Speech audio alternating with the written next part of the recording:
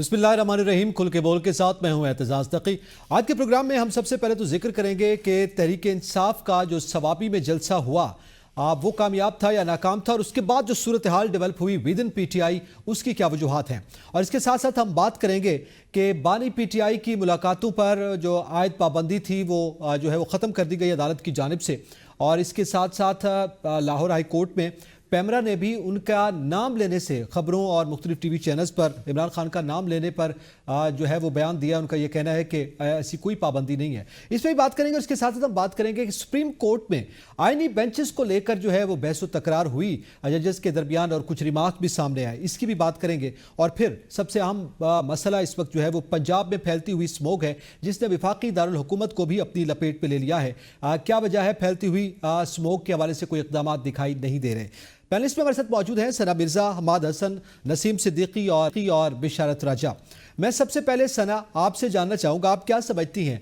आपके इल्म है यकीनन जलसा आपने देखा होगा पीटीआई का सवाबी में होने वाला जलसा, इससे खासी उम्मीदें वाबस्ता थी, एक बड़ा पावर शो एक्सपेक्ट किया जा रहा था, मगर कारकुनान का जोशो जज्बा जो है वो निस्बतन कम दिखाई दिया है। क्या आप इस बात से मुत्तफिक हैं, और अगर मुत्तफिक हैं तो आप क्या वजूहात समझती हैं? देखिए, मेरा ख्याल है कि पहले तो पाकिस्तान तहरीक इंसाफ इस पे जो स्टेटमेंट दे रही है उसको समझने की ज़रूरत है। मेरे अपने प्रोग्राम में आज पाकिस्तान तहरीक इंसाफ की नुमाइंदगी थी, तो मुझे बड़ी हैरत हुई इस चीज़ के ऊपर कि जब उनसे जलसे के हवाले से सवाल किया गया, हालांकि कामयाबी भी इसको कहा जाए कि जितने मुश्किल हालात में वो जलसा ऑर्गेनाइज करने की कोशिश की गई, लेकिन वो उस सूबे में किया गया था जहां पर उनकी अपनी सूबाई हुकूमत है, और इसके लिए मेरा ख्याल है कम से कम 15 दिन से तैयारी की जा रही थी। तो पीटीआई की रिप्रेजेंटेशन की राय ये थी कि ये जलसा नहीं था, बल्कि ये हमने एक जिरगा बुलाया था। अब मुझे नहीं पता कि जलसे को जिरगे में तब्दील क्यों किया गया, लेकिन ये वाज़ेह था कि जो स्ट्रेंथ पीटीआई लाना चाह रही थी शायद वो लाने में नाकाम हुई, या दूसरी वजह ये हो सकती है कि मसलहतन फिलहाल उन्होंने जलसे को पोस्टपोन कर दिया। अगर आप ऑफ द रिकॉर्ड पीटीआई के लोगों से बात करें तो आपको ये अंदाजा बखूबी हो जाएगा कि ये जो गंडापुर साहब ने स्टेटमेंट दिया था कि बुशरा बीबी साहिबा की रिहाई में उन्होंने एक किरदार अदा किया है, उस किरदार को डिनाई नहीं किया जा सकता। अगर एक खामोश अंडरस्टैंडिंग है, देखिए केसेस तो पहले भी खत्म होते रहे, सजाएं पहले भी खत्म होती रही, लेकिन क्या एक केस खत्म होने के बाद दूसरे केस में उनको अंदर नहीं कर लिया जाता था? एक केस से रिहा नहीं होते थे कि जेल के बाहर दूसरे केस के लिए उनको गिरफ्तार करने के लिए लोग मौजूद होते थे। तो आई थिंक ये थोड़ा सा एक अंडरस्टैंडिंग पैदा करने की कोशिश की गई है गंडापुर साहब की तरफ से, क्योंकि वो वही सेंट्रल पर्सन है जो कि वाहिद कनेक्शन है इस वक्त पाकिस्तान तहरीक इंसाफ का और इदारों या हुकूमतों के दरमियान। चाहे जितना भी क्रिटिसिज्म आप गंडापुर साहब की पॉलिटिक्स के ऊपर या बहैसियत सीएम वो परफॉर्म जिस तरह कर रहे हैं उसके ऊपर तनकीद कर लें, लेकिन ये जरूर वाज़ेह है कि इदारों में उनकी पहुंच है, उनकी बात सुनी जाती है, समझी जाती है और अमल किया जाता है। इसके ऊपर ये एक अलग डिबेट है, लेकिन कम से कम वो उन लोगों के साथ राब्ते में है। तो आई थिंक ये एक मैसेज देने की कोशिश की गई है, लेकिन मेरे हिसाब से स्वाबी में जो जलसे के परसेप्शन दिया गया था वो जलसा शायद उस तरह सक्सेसफुल नहीं हो सका।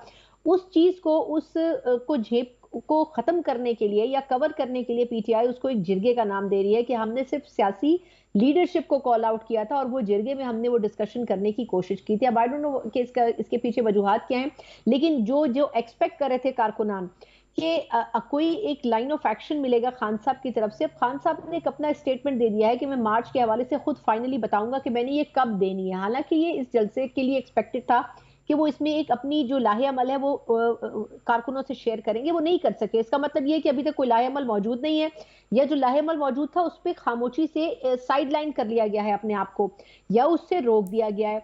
तो यकीनन पीटीआई इस वक्त जो खामोश है उसके पीछे कुछ वजूहात हैं, या तो बैकडोर चैनल के ऊपर कुछ ना कुछ चल रहा है, या जो वो करना चाह रहे थे उससे कुछ ना कुछ लोगों का इख्तलाफ की सूरत में उसको कॉल ऑफ किया गया है।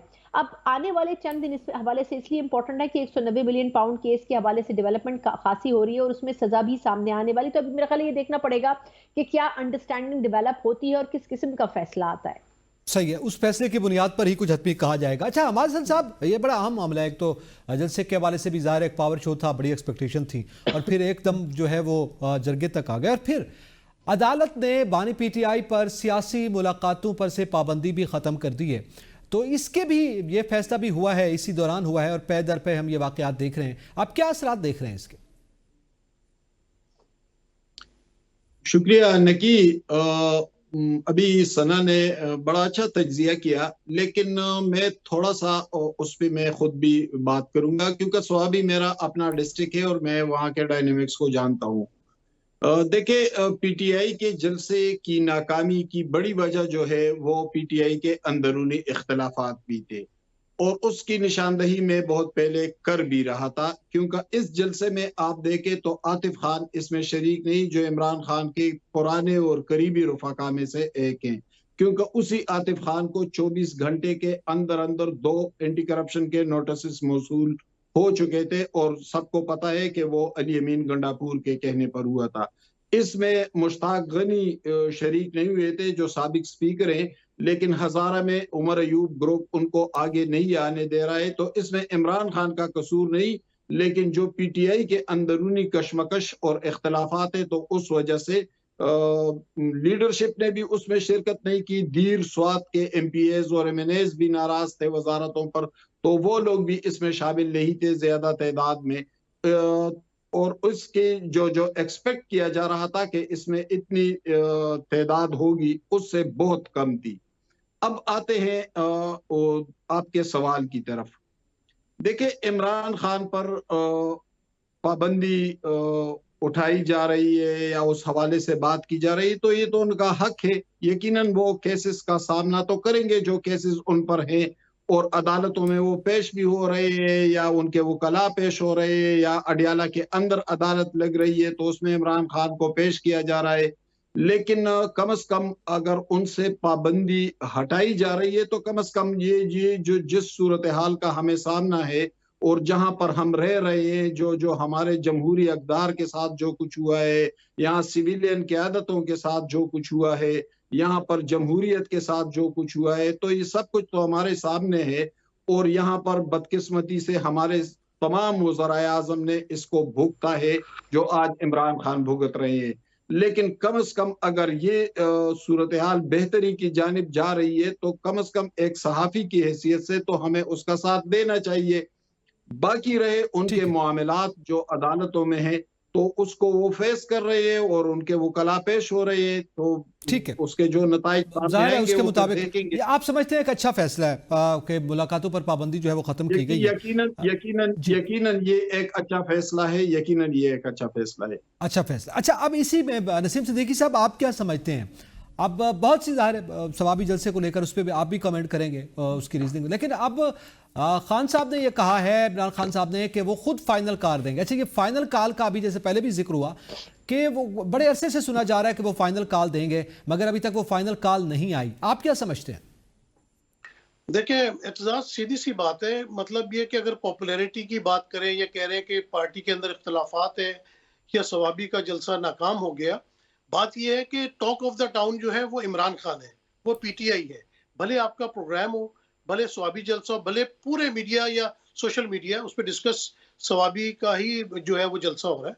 दूसरी बात यह कि जब लीडर अंदर होता है तो इख्तलाफात पैदा होते हैं, और ऐसी कोई बात नहीं है कि लीडर के बगैर जो है वो जब कहा जाता है कि फलां ने टेक ओवर कर लिया, उसके इख्तलाफात उसके साथ है, लीडर लीडर ही होता है। आपने देखा कि बड़ी बातें की जाती थी कि 2018 के इलेक्शन में जहांगीर खान के जहाज में भर भर के लोग लाए जाते थे और इमरान खान की बैकबोन वो थी, जीत की वजह जहांगीर खान थे या अलीम खान पैसे लगाया करते थे, उनको एटीएम कहा जाता था। लेकिन जब आईपीपी बनाई गई, और इसीलिए बनाई गई कि शायद जो जितने स्टॉलवर्ड्स हैं या बड़े बड़े नाम हैं उनको अगर पीटीआई से निकाल लिया जाएगा तो एक बड़ी मुत्तहिद किस्म की एक बड़ी पार्टी जो है वो खड़ी हो जाएगी। फिर आपने हशर देख लिया कि अपनी सीटें तक अलीम खान या जहांगीर तरीन नहीं जीत सके, और अभी भी अलीम खान अगर असेंबली में मौजूद है तो फार्म 47 की वजह से है। दूसरी बात आप ये देखें कि पीपल्स पार्टी पे बड़ा बुरा वक्त आया था ज़िया दौर में, उसके बाद भी आया, आपने नवाज शरीफ के दौर में देखा। क्या वो जलसे उस वक्त कर सकते थे इस किस्म के, जो अभी भी पीटीआई इतनी तकालीफ और पाबंदियों के बावजूद फिर भी कहीं ना कहीं वो अपना जलसा कर रही है। दूसरी बात आ जाती है कि दूसरे वज़राए आज़म फलां को भी जो है वो जेल की सहुबतें काटनी पड़ी। ठीक है, जो गलत है हम उसको गलत ही कहेंगे, लेकिन कोई एक बंदा बता दे जिसने इमरान खान जैसी जेल काटी हो। अगर आसिफ अली जरदारी पाबंदे सलासिल थे तो वो ज़ियाउद्दीन पहुंच जाते थे अपने इलाज के लिए, काफ़ी महीनों वहाँ पे रहते थे। उसके बाद उनको भले बख्तरबंद गाड़ी में पेश किया जाता था, लेकिन वो अदालतों थे। नवाज शरीफ के ऊपर कभी भी मुलाकातों के ऊपर पाबंदी नहीं लगी और बड़े प्रोटोकॉल के साथ उनको अदालतों में पेश किया जाता था।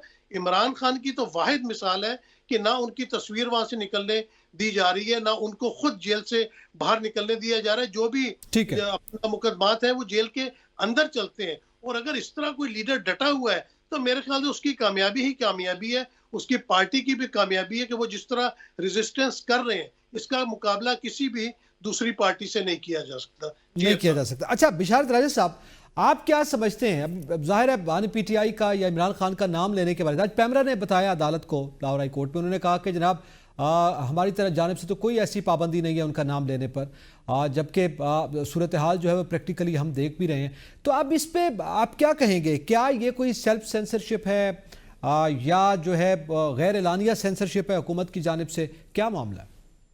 बहुत शुक्रिया नक्की साहब, हुकूमत की जानिब से गैर एलानिया सेंसरशिप है, ये बड़ा इस पर मैं हंसा हूँ जब आपने मुझे ये कहा। मुझे अच्छी तरह याद है, ये नसीम सिद्दीकी साहब को भी याद होगा, क्योंकि ये अभी जिक्र कर रहे थे नवाज शरीफ का कि उन्हें बड़े प्रोटोकॉल के साथ लाया करते थे। मैं जब वो पनामा कवर करता होता था तो ये भी जाया करते होते थे वहाँ। बिल्कुल ऐसी बात है, नवाज शरीफ को बड़े प्रोटोकॉल के साथ वहाँ लाया करते होते थे। आपको याद होगा कि नवाज शरीफ की एक दफ़ा तस्वीर पर बड़ी पाबंदी लगी, नवाज शरीफ की तस्वीर जो है वो टीवी पर नहीं चलेगी, नवाज शरीफ का बयान नहीं चलेगा। उस वक़्त साफ़ियों का एक ग्रुप इस्लामाबाद हाई कोर्ट चला गया था कि भाई ये उसमें नजम सेठी वगैरह, ये आसमान शराजी, ये सारे लोग शामिल थे उसमें।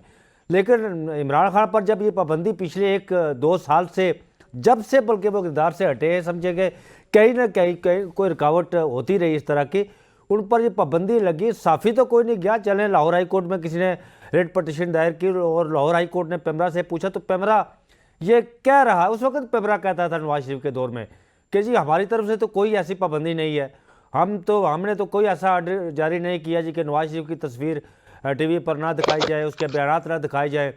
आज भी वही मौक़िफ़ पेमरा ने वहाँ लाहौर हाई कोर्ट में दोहराया। लेकिन मुझे सबसे जो झटका लगा इस बात का कि जब पेमरा ये बात वहाँ कर रही थी अदालत के सामने, तो अदालत ने ये नहीं पूछा कि आखिर वो कौन है कि जो लीडरान की, वो नवाज शरीफ हो, वो इमरान खान हो, आखिर वो कौन है जो इनके बयानात टीवी पर नहीं आने देता, जो मीडिया पर इनके तस्वीर पिक्चर्स नहीं आने देता। कोई तो है ना। पेमरा वहाँ जाकर कह देता है, आखिर उस बंदे को उसको ढूंढा जाए ना। हमारी अदालतें जब यहाँ से आगे उनके पर जल जाते हैं, यहाँ से आगे वो नाम नहीं लेते, ना पूछना वो गवारा करते हैं, वो कोई जज हो या चीफ जस्टिस हो, कोई भी हो, जब पेमरा जाकर मौक़िफ़ देता है ना, उससे आगे उनके पर जल जाते हैं। ये गैर एलानिया सेंसरशिप नहीं है ना इदारों की तरफ से, ठीक है, एक मखसूस गैर ये हमेशा से, जहाँ से नकी साहब एक अरसे दराज से 77 सालों से कभी फातिमा भुट्टो की तस्वीर नहीं आती, कभी उसे पानी के वासा के थ्रू बिल भेज दिए जाते हैं, कभी उसको कुछ कहा जाता है, कभी भुट्टो को, ये वही लोग कर रहे हैं। ठीक है, अब वही सूरत हाल का हमें सामना है। अच्छा राज साहब, थोड़ा आप ही से ये इसी के साथ ही ये सवाल है, आज सुप्रीम कोर्ट में आप चूंकि उसको रिपोर्ट करते आप मौजूद थे, जो टैक्स के हवाले से केस की समाअत हुई, उसमें जो रिमार्क्स सामने आए, जस्टिस आयशा मलिक ने कहा ये आईनी बेंच सुनेगा, जस्टिस मंसूर शाह ने कहा कि नहीं जी ये अगर आईनी बेंच सुनेगा तो क्या ये गैर आईनी बेंच है, इस किस्म के रिमार्क्स भी सामने आते रहे। तो आप जी ज़रा बताइएगा, ज़ाहिर ये सवाल उन्होंने उठाया, तो क्या दीगर बेंचेस जो है वो गैर आईनी हो गए, क्या एक कन्फ्यूजन दिखाई दे रही है इस मामले को लेकर? नक्की साहब, आपको पता है कि सुप्रीम कोर्ट का जज कोई भी हो या हाई कोर्ट का जज, जब वो ओहदे पर आता है ना, बैठता है, तो सबसे पहले वो हल्फ उठाता है। हल्फ किस चीज़ का उठाता है? वो आइन का उठाता है ना, किसी और चीज़ का थोड़ी वो हल्फ उठाता है ना। वो हल्फ यही उठाता है कि मैंने आइन और कानून के मुताबिक फैसले करने हैं, वही कुछ करना है। वो टैक्स से रिलेटेड एक केस था, उसकी समाअत हो रही थी। आपको याद होगा कि 26वीं आइनी तरमीम अभी आई नहीं थी, तो उससे पहले इसी तरह का एक केस था जस्टिस मंसूर शाह के सामने, और उस वक्त भी उन्होंने इस तरह के रिमार्क्स दिए थे। बल्कि 2 दिन में पहले आपको बताता हूँ, 2 दिन पहले की बात है, NLC का एक एम्प्लॉइज़ का केस था जस्टिस मंसूर शाह के सामने। वो हाई कोर्ट के खिलाफ अपील की हुई थी NLC ने। अच्छा, हाई कोर्ट ने जो NLC के एम्प्लॉइज़ थे, उन्होंने हाई कोर्ट में रिट दायर की थी, हमें बताया जाए कि हम NLC के मुलाजिम हैं, एम्प्लॉइज़ हैं या नहीं हैं। हाई कोर्ट ने मुलाजमीन के हक़ में फैसला दिया कि आप NLC के एम्प्लॉइज़ हैं। वो NLC चली गई सुप्रीम कोर्ट ऑफ पाकिस्तान में उस अपील के ख़िलाफ़। वो केस वहाँ जस्टिस मंसूर शाह के सामने था। जस्टिस मंसूर शाह को एनएलसी के वकील ने कहा जी कि चूंकि ये बुनियादी इंसानी हकूक का मामला है, इसको आप जो है वो भेजें जनाब आईनी बेंच के सामने। जस्टिस मंसूर शाह ने वो एप्लीकेशन ही खारिज कर दी, उन्होंने कहा नहीं मैं भेजता, जाएं जी, हर केस आईनी बेंच का, हर केस आईनी बेंच का। अब देखें यहाँ पर मामला क्या है। जिस जस्टिस आशा मलिक ने आर्टिकल 2A की बात की, अब यहाँ पर प्रैक्टिस एंड प्रोसीजर एक्ट की जो जजेस कमेटी है, फैसला उसने करना है जी कि कौन सा केस आईनी बेंच में जाना है और कौन सा केस जो है वो हमने सुनना है। उसके बाद फिर जो आईनी बेंच की कमेटी है, मतलब सुप्रीम कोर्ट के अंदर भी ऐसा एक और सुप्रीम कोर्ट खड़ी कर दी गई ना, उसने भी फिर आगे फैसला करना है जी कि इस केस के लिए 3 रुकनी बेंच बैठना है, 5 रुकनी बेंच बैठना है या 7 रुकनी बेंच। यहाँ से फड्डा शुरू होगा। ये जो 26वीं आईनी तरमीम लाएगी, इसमें इतने सुकम है कि ना कोई वकील अदालत की मदद कर रहा है और ना जज इस इन मामलात को समझ रहे हैं। खामोशी ये तो है, अभी सवाल उठाया जा हुआ ना, ठीक है, अभी मामला शुरू हुआ, अभी जाने दे आगे। इसमें आगे बहुत सारे मामलात ऐसे जहां बुनियादी इंसानी हकूक से ये चीजें मुतसादम है और किसी न किसी उस पर सवालात उठेंगे, सवाल उठेंगे। साहब आप कुछ कहना चाह रहे हैं क्विकली प्लीज? जी वो एतजाज पंजाबी की एक मिसाल है कि हम शायद ही कंध ढा देनी है, यानी कि उसकी दीवार गिरा देनी है, भले मैं खुद उसके नीचे आ जाऊं। तो गवर्नमेंट ने हिसाब किया है कि सुप्रीम कोर्ट के अंदर जो है ना वो 2 उन्होंने मतलब दीवार खड़ी कर दी है और इनको खुद समझ नहीं आ रहा कि आने वाले दिनों में आगे करना क्या। ठीक है सना मिर्जा, आप क्या समझती हैं इस मौके पर? जैसे मंसूर शाह के रिमार्क्स भी आपके सामने हैं, उन्होंने खुद भी ये सवाल उठाया तो कि अब तो ये सवाल सामने आया है कि आईनी बेंच सुनेगा या रेगुलर बेंच सुनेगा। 26वीं आईनी तरमीम के बाद क्या कोई अदालती सतह पर हम कहें कि एक ज़ाहिर बड़ा इदारा है, कोई कन्फ्यूजन पैदा हुई, कोई बहरान सामने आया? नहीं, आप अदालतों में बहरान या कंफ्यूजन की बात कर रहे हैं या ओवरऑल पूरे मुल्क में कंफ्यूजन जो फैला है उसकी बात कर रहे हैं? नहीं, अदालत के हवाले से हम बात करें। 26 अमेंडमेंट के बाद अब ये रिमार्क्स जो सामने आ रहे हैं, हमारे सामने, आपके भी सामने। नहीं, देखिए मेरी बात सुने, मैं बशारा साहब की गुफ्तगू को इसलिए एंजॉय कर रही थी कि अमूमन कौमों को ना ट्रक की बत्ती के पीछे लगाया जाता है, लेकिन मेरा ख्याल है कि हमें ट्रक के नहीं ट्रेन की बत्ती के पीछे लगा दिया गया है। वो ट्रेन चलती जा रही है, रोज एक नया कंफ्यूजन हो रहा है, लेकिन वो ट्रेन कभी खत्म नहीं होगी। कंफ्यूजन सिर्फ इतना नहीं है कि हमें कौन से केसेस कहां भेजने, कंफ्यूजन ये है कि कौन से केस में फायदा उठाना है और वो केस कॉन्स्टिट्यूशनल बेंच को भेजना है, और कौन से केसेस ऐसे हैं जो कि सिर्फ अवामी मफाद के हैं। किसी की तलाक का केस, किसी की शादी का केस, किसी की जायदाद का केस। किसी ने सही कहा था कि जो बचे कुछ केसेस हैं वो सिर्फ सुप्रीम कोर्ट में भेजे जाएंगे। मेरा ख्याल ये था कि 26th अमेंडमेंट का बुनियादी मकसद ये था कि जजेस का टेन्योर, उनकी तैनाती के तरीकाकार पर बात होगी, लेकिन आपने तमाम बातें करने के बाद हाथी गुजार दिया, दुम छोड़ दी। अब उस दुम के लिए फिर आप बिल्स लेके आए कि जजेस की तादाद इतनी होनी चाहिए, फिर सर्विसेज चीफ्स का तरीकाकार तैनाती का ये होना चाहिए, फिर टेन्योर ये होना चाहिए। तो मेरा ख्याल ये है कि जितना पीपल्स पार्टी और JUIF कर सकते थे उतना उनसे काम ले लिया गया, लेकिन उसके बाद जो बचा हुआ काम वो नहीं कर सकते थे, वो काम वो बिल्स की सूरत में लाए। कंफ्यूजन का मसला यह है कि अगर जस्टिस याया आफरीदी साहब चाहें भी तो बहुत ही कम अरसे में आप भी और मैं भी और हम सब देखेंगे कि वो कितनी जल्दी एक कंट्रोवर्शियल दौर की तरफ जाएंगे, एक ऐसा कंट्रोवर्शियल जुडिशियल दौर जिसमें सारे जजेस वोकल होकर एक दूसरे के खिलाफ बात करेंगे। ये जो मंसूर अली शाह साहब ने पिछले 1 हफ्ते के दौरान 2 मुख्तलिफ केसेस में कहा है कि क्या हम यहाँ पर मक्खियां मारने तो नहीं बैठे, मतलब इनडायरेक्टली उनका मतलब यही था कि ये केस भी आप आईनी बेंचेस में लेके जाएंगे, कुछ हमारे लिए भी रहने देंगे। उनके ऑन रिकॉर्ड स्टेटमेंट है कि कुछ केसेस हमारे लिए भी छोड़ दें। फिर ये कि क्या हम गैर आईनी तरीके से बैठे हुए। तो कहने का मकसद मेरा ये है कि सिर्फ ये समझने की बात है कि आप सुप्रीम कोर्ट के सीनियर तरीन जजेस को ये बता रहे हैं कि आपको ये काम करना नहीं आता, इस काम के लिए हमें कॉन्स्टिट्यूशनल बेंचेस में जाना पड़ेगा। मुझे ये बताएं, अगर एक दिन में 100 मुकदमा सुप्रीम कोर्ट में सुने जाते हैं, हर वकील उठकर ये कह दे कि ये तो आपकी डोमेन में आता नहीं है और इसके लिए हमें कॉन्स्टिट्यूशनल बेंचेस में जाना पड़ेगा, आपका मामला और आपका केस तो वहीं लटक गया। इस बात की क्या एश्योरेंस है कि जो कॉन्स्टिट्यूशनल बेंच में केस जा रहा है वो 30 दिन के अंदर, 3 महीने के अंदर या 6 महीने के अंदर निपटा दिया जाएगा? आप अनलिमिटेड टाइम के लिए लिंगर ऑन करने के लिए उन केसेस को कॉन्स्टिट्यूशनल बेंचेस में भेज देंगे। फिर ये कि आपने अगर अपने फायदे के लिए कॉन्स्टिट्यूशनल बेंचेस बनाए थे तो आपको उसको तरीकाकार को और नैरो डाउन कर लेना चाहिए था कि फला चीज के जो केसेस हैं सिर्फ वही कॉन्स्टिट्यूशनल बेंचेस में जाएंगे। कहने का मकसद ये है कि ये जो पूरा क्रियोस फैलाया गया है, इसमें हुकूमत के साथ साथ उन लोगों के दिमाग भी मौजूद हैं जिनकी ख्वाहिश के ऊपर कॉन्स्टिट्यूशनल बेंचेस बनाए गए हैं, चाहे वो हुकूमत का हिस्सा है या वो हुकूमत का हिस्सा नहीं है, लेकिन इसके ऊपर प्रॉपर होमवर्क नहीं किया गया। अगर होमवर्क किया गया होता तो ये जो इस्लामाबाद में इन दिनों खबरें हैं कि अब मजीद 2 तरमीम आपको लानी पड़ेंगी। एक, आपको ये वजाहत करनी पड़ेगी कि कॉन्स्टिट्यूशनल बेंचेस किस तरीके से काम करेंगे, और 26वीं तरमीम में जो सुखम रह गए उसके लिए भी आपको अमेंडमेंट लानी पड़ेगी। तो इसका मतलब यह है कि आपने होमवर्क नहीं किया, आपने उजलत में, जल्दबाजी में यह काम कर दिया, क्योंकि जस्टिस फायज ईसा साहब बकौल बिलावल भुट्टो जरदारी साहब के इसके लिए बेस्ट चीफ जस्टिस थे। उनके जाने के बाद कोई भी जज अपने हाथों से अपने पैर और हाथ नहीं काटता, तो मेरा ख्याल है कि उन्होंने जो कदम उठाया वो कोई और चीफ जस्टिस नहीं कर सकता था। इसलिए हुकूमत अनप्लान्ड और कंप्लीट किए बगैर होमवर्क के इस पूरी तरमीम को मार्केट में लेके आ गई। नक्की साहब, मैं एक इजाफा करना चाहूंगा। नक्की साहब इजाजत दे, मैं सना ने बात की, मैं इजाफा करना चाहूंगा। आज जो आईनी बेंच का सरबराह बनाया गया जस्टिस अमीनुद्दीन खान, आज उन्होंने रिसर्चर्स को, रजिस्ट्रार को और दूसरे लोगों को बुलाकर पूछा, बताएं मेरा क्या काम है, मैंने क्या करना है। जो आईनी बेंच का सरबराह बनाया गया उसे पता ही नहीं मैंने क्या करना है। अच्छा, अब आईनी बेंच की सरबराह की आपने बात की, हमासन साहब मैं आपसे जानना चाहूंगा। दूसरा मैं एक पॉइंट और भी कहना चाहूंगी, ये मेरे से बेहतर बता सकते हैं कि जो जस्टिस अमीनुद्दीन साहब हैं, आई थिंक उनकी एक्सपर्टीज है सिविल केसेस से मुतालिक, कॉन्स्टिट्यूशनल केसेस तो उनके पास इतने ज्यादा नहीं। सना मेरी बात सुने, कोई ऐसा केस जस्टिस अमीनुद्दीन ऑनरेबल जज है, वो सुप्रीम कोर्ट के, मैं सुप्रीम कोर्ट कवर करता हूं, कोई ऐसा केस नहीं उनके क्रेडिट पर जिसे अदालत के अंदर बतौर नजीर पेश किया जाए, कोई ऐसा केस, सिंगल वन। ठीक है, फिर वही है ना कि फिर इंटेंशंस सामने आती हैं हुकूमत की। अच्छा, हमासन साहब आप क्या कहेंगे?